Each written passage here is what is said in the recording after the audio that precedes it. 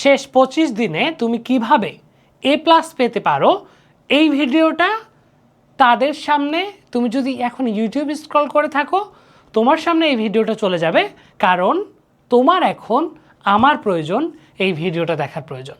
তো আগামী কয়েক মিনিট তুমি আমার সাথে থাকো, তোমাকে আগামী 25 দিনে তুমি কিভাবে A+ পাওয়ার জন্য তৈরি হবে সেটা আমি স্পষ্টভাবে বুঝিয়ে দেব। তো HSC 26 ব্যাচ, আমি যখন ভিডিওটা করছি তখন 5ই জুন সন্ধ্যার সময়, তো তোমার পরীক্ষা হচ্ছে 2 জুলাই। তো এখন তুমি যদি A+ পেতে চাও ভাইয়া, তুমি যদি A+ পেতে চাও, তোমাকে কিভাবে পড়া উচিত সেটা আগে বুঝতে হবে। আশা করি তুমি এতদিন ধরে কিছু হইলেও পড়াশোনা করছো, এখন একটা কথা না বললেই না, সেটা হচ্ছে তোমার এখনও ধরো যে সিলেবাসই কমপ্লিট হয়নি, অনেকের আরও খারাপ অবস্থা আমি জানি। তোমাদের জন্য আসলে আইডিয়াটা কি হবে বা কিভাবে তুমি A+ পাবা এটা আগে নিশ্চিত করা, ঠিক আছে? তো দেখো, প্রথমেই আসি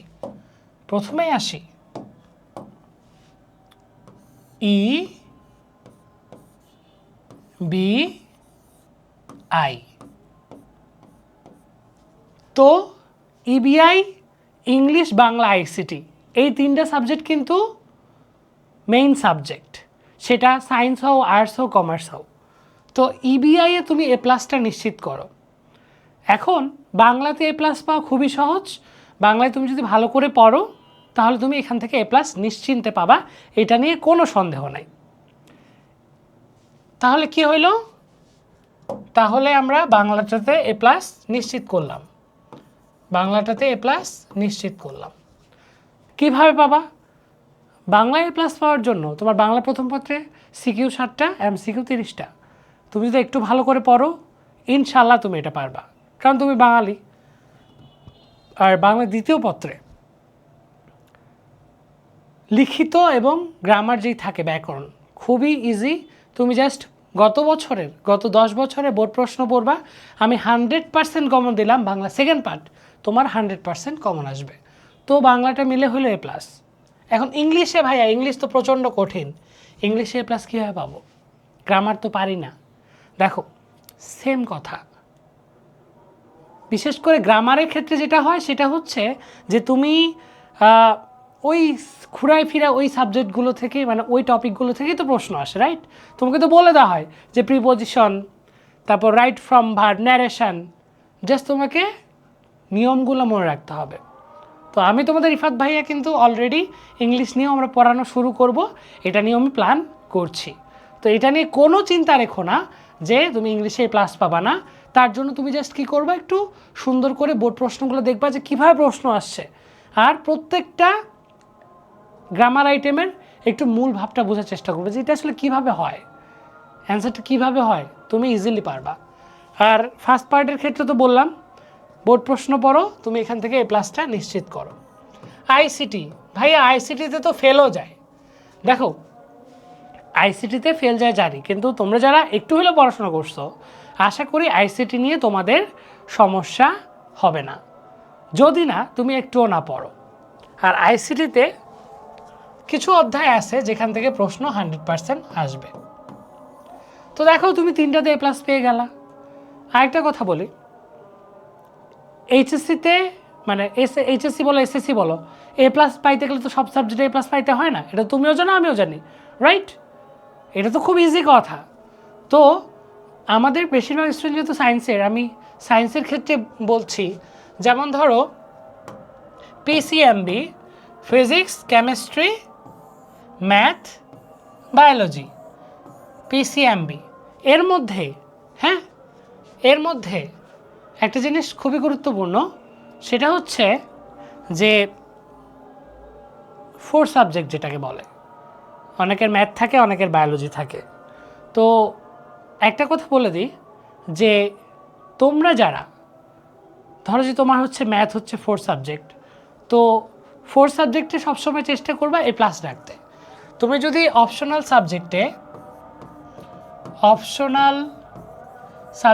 A+ পাও, তো A+ মানে কি 5 পয়েন্ট। তো কী করবা, আমরা জানি যে মানে অপশনাল সাবজেক্ট থেকে এ প্লাস পাইলেও সেখান থেকে মাত্র 3 পয়েন্ট যোগ হয়। কত যোগ হয়? 3 পয়েন্ট।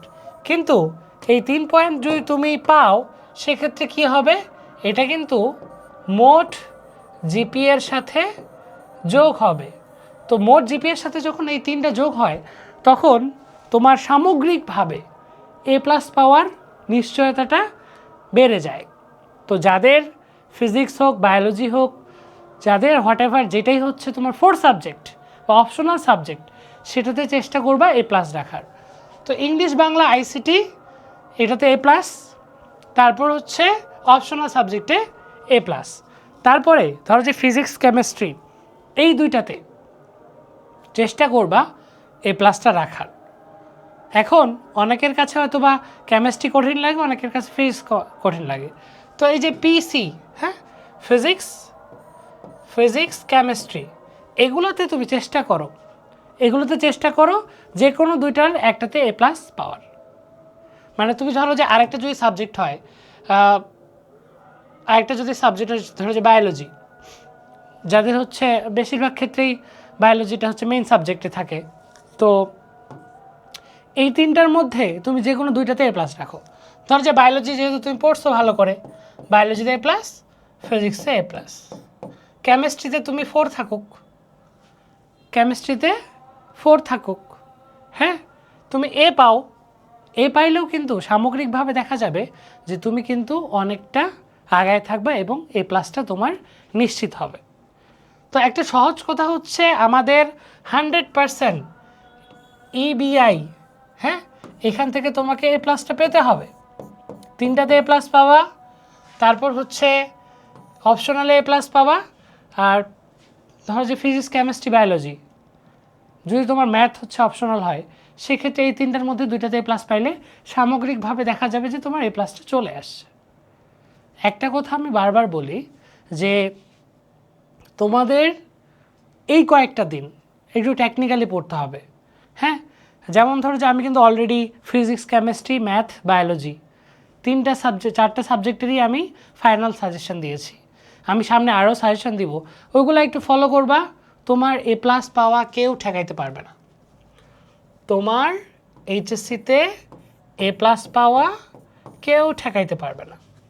আর তোমরা যারা এই ভিডিওটা যদি একজনও থেকে থাকো, মিশন 26 প্রোগ্রাম যেখানে স্টুডেন্টের সাথে আমার প্রতিনিয়ত কথা হচ্ছে, সেখানে তোমরা চাইলে জয়েন করতে পারো। ইউ আর মোস্ট ওয়েলকাম, যদি তুমি আমাকে কথা দাও যে তুমি পরিশ্রম করবা। তাহলে দেখা হচ্ছে তোমার সাথে। ভালো করে পড়াশোনা করো, প্রতিদিন ভিডিও যাবে বিভিন্ন গুরুত্বপূর্ণ টপিকের উপর। বিশেষ করে ফেসবুকটা বাদ দাও, ইউটিউবে যে কোনো ভাইয়া, সেটা আমার হোক যারই হোক, যেই ভাইয়া প্রতিনিয়ত আপডেট দিচ্ছে সেই ভাইয়ার ক্লাসগুলো করো। আর এখন কেউ আর সাইকেলে ক্লাস করিও না, ওয়ান শট ক্লাস করো, এতে করে তোমার জন্য বেটার হবে। না হলে তুমি আসলে বুঝতে পারবে না, বা কম্প্যাক্ট যেই ক্লাসগুলো থাকে। তো এইচএসসি 26 এ প্লাস তোমার আসছে, এটা নিয়ে কোনো সন্দেহ রেখো না, ইনশাল্লাহ ভালো কিছু হবে। আসসালামু আলাইকুম।